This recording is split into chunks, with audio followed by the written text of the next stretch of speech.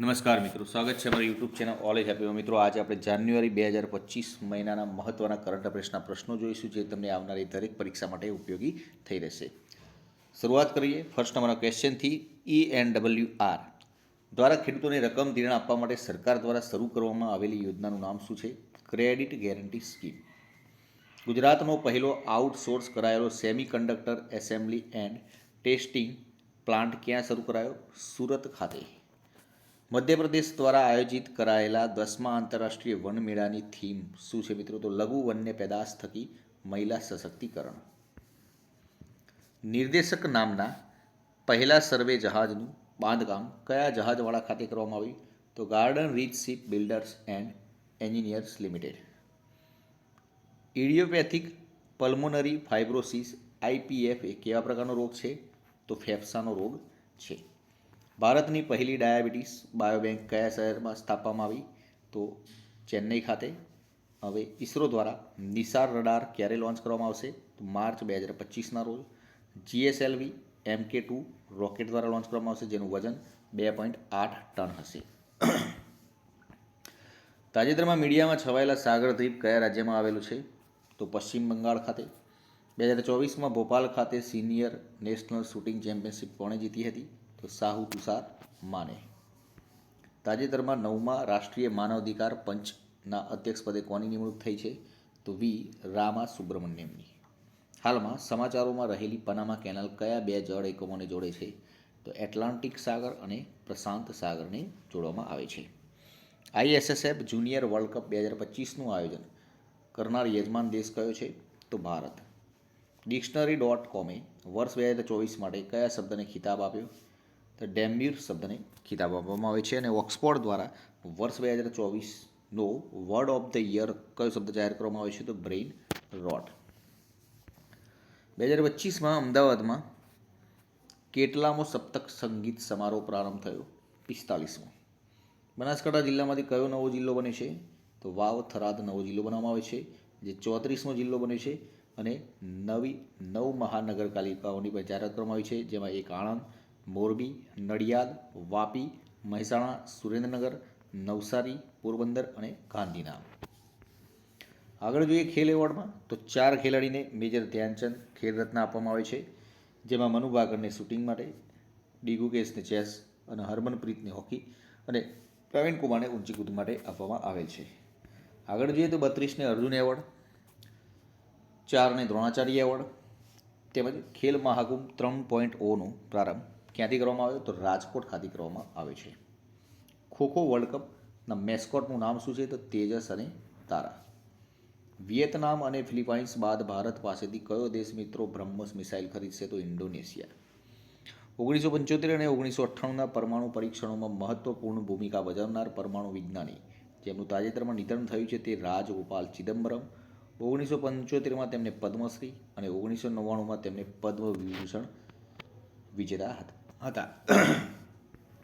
મે 1998માં operation શક્તિના નામથી પોખરણ પરમાણુ પરીક્ષણ કર્યું હતું. આગળ જોઈએ તો મહાકુંભ ક્યાં ચાલી રહ્યો છે? તો દરેક મિત્રોને ખ્યાલ જ હશે, પ્રયાગરાજ ખાતે. વડાપ્રધાન નરેન્દ્રભાઈ મોદીએ ગ્રામીણ ભારત મહોત્સવ 2025નું ઉદ્ઘાટન ક્યાં કર્યું? તો નવી દિલ્હી ખાતે.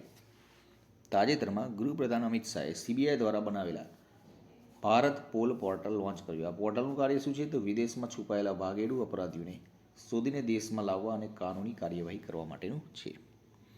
આ વર્ષે 76મા પ્રજાસત્તાક દિવસની ઉજવણી પરેડની થીમ શું છે? તો સ્વર્ણિમ ભારત, વિરાસત ઓર વિકાસ. મિત્રો, ઇસરોના નવા ચેરમેન તરીકે કોની નિમણૂક કરવામાં આવી છે? તો V. નારાયણની. V. સોમનાથ નિવૃત્ત થયા છે. અમેરિકાના ઓહાયોમાં કયા માસને હિન્દુ હેરિટેજ મહિનો ગણવામાં આવશે? તો ઓક્ટોબર મહિનાને. વડાપ્રધાન નરેન્દ્ર મોદીએ જમ્મુ કાશ્મીરમાં કઈ ટનલનું ઉદ્ઘાટન કર્યું? તો ઝેડ-મોડ. અકસ્માતમાં ઘવાયેલાઓને હોસ્પિટલ પહોંચાડનારને સરકાર દ્વારા કેટલા રૂપિયાનું ઇનામ અપાશે? તો 25,000 રૂપિયાનું ઇનામ આપવામાં આવશે. સર્વે ઓફ ઇન્ડિયાના રિપોર્ટ મુજબ ગુજરાતનો દરિયા કિનારો કેટલા કિલોમીટર વધી રહ્યો છે? તો ગુજરાતનો દરિયા કિનારો 700 કિલોમીટર વધી રહ્યો છે. 1600 કિલોમીટરથી વધીને 2300 કિલોમીટર થયો. ભારતનો દરિયા કિનારો 7,516 કિલોમીટરથી વધી 11,098 કિલોમીટર થયો છે. ભારત સ્પેસ ડોકિંગ કરનાર કેટલામો દેશ બન્યો? ઇમ્પોર્ટન્ટ ક્વેશ્ચન છે મિત્રો. ચોથો દેશ બન્યો છે સ્પેસમાં ડોકિંગ કરનારો. હવે મિત્રો ડોકિંગ એટલે શું? તો અવકાશમાં બે ઉપગ્રહો કે યાન કે પૂર્જાને એકબીજા સાથે જોડવાની જે પ્રક્રિયા છે તેને ડોકિંગ કહેવામાં આવે છે. 76મા પ્રજાસત્તાક દિવસના મુખ્ય અતિથિ કોણ છે? તો ઇન્ડોનેશિયાના રાષ્ટ્રપતિ પ્રબોધો Subianto. Digital intelligence index 2024ના draft અનુસાર ડિજિટલ વિકાસમાં 125 દેશોમાં ભારત કેટલામાં સ્થાને છે? તો 8મા સ્થાને.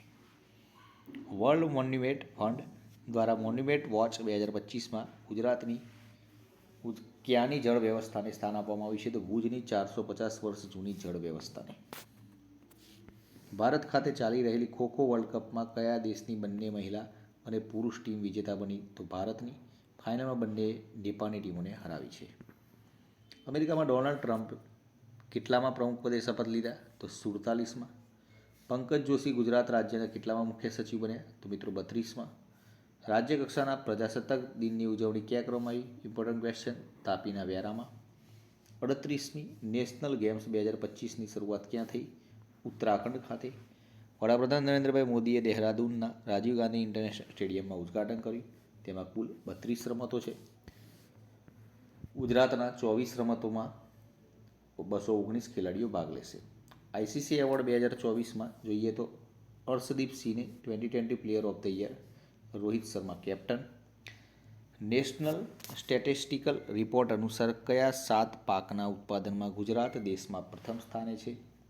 તો એરંડા, વરિયાળી, જીરું, તમાકુ, મગફળી, વાલ અને કપાસ. આના ઉત્પાદનમાં ગુજરાત પ્રથમ સ્થાને છે.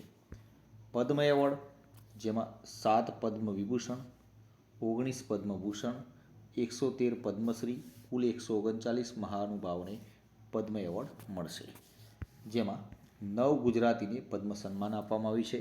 જેમાં એક કુમુદિની લાખિયા કલા ક્ષેત્રે પદ્મ વિભૂષણ મળ્યો છે. પદ્મભૂષણ એવોર્ડ મેળવનાર ગુજરાતી કોણ છે? તો પંકજ પટેલ ટ્રેડ. પંકજ ઉદાસ મૂળ ગુજરાતી, તેમને મરણોત્તર આપવામાં આવે છે. પદ્મશ્રી એવોર્ડ મેળવનાર ગુજરાતી કોણ છે? તો ચંદ્રકાંત શેઠ, તેમને પણ મરણોત્તર. ચંદ્રકાંત સોમપુરા સ્થાપત્ય ખાતે. લવજીભાઈ નાગજીભાઈ પરમાર કલા ખાતે.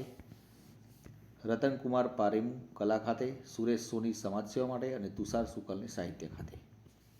સમાન નાગરિક સંહિતા લાગુ કરનાર દેશનું પ્રથમ રાજ્ય કયું બન્યું? ઉત્તરાખંડ. તાજેતરમાં ઇસરોએ શ્રી હરિકોટાના સતીશ ધવન સ્પેસ સ્ટેશન પરથી કયો સેટેલાઇટ સફળતાપૂર્વક લોન્ચ કરી 100મું મિશન પાર કર્યું? તો GSLV F50 રોકેટ દ્વારા NVS-2. સતત ત્રીજા વર્ષે ગુજરાતના ટેબ્લોને પોપ્યુલર ચોઇસમાં પ્રથમ સ્થાન મળ્યું છે. આ ટેબ્લોની થીમ શું હતી? તો અનાર્તપુરથી એકતાનગર સુધી વિરાસતથી વિકાસના અદ્ભુત સંગમ, જે તેની થીમ હતી. ગુજરાતની પહેલી બાયો ડાયવર્સિટી હેરિટેજ સાઇટ કઈ જાહેર કરવામાં આવી છે? તો કચ્છના લખપતના આવેલા ગુનેરીના ભૂમિગત ચેરિયા સાઇટની. તો મિત્રો આ હતા આજના મહત્ત્વના 50 પ્રશ્નો. વિડીયો પસંદ આવે તો લાઇક કરજો, પોતાના મિત્રો જોડે શેર કરજો અને ચેનલને સબસ્ક્રાઈબ કરજો, જેથી કરીને આવનાર દરેક વિડીયોની નોટિફિકેશન પણ આપને સૌપ્રથમ મળી રહે. કાલે ફરીથી નવા વિડીયો સાથે મળીશું. જય હિન્દ, જય ભારત.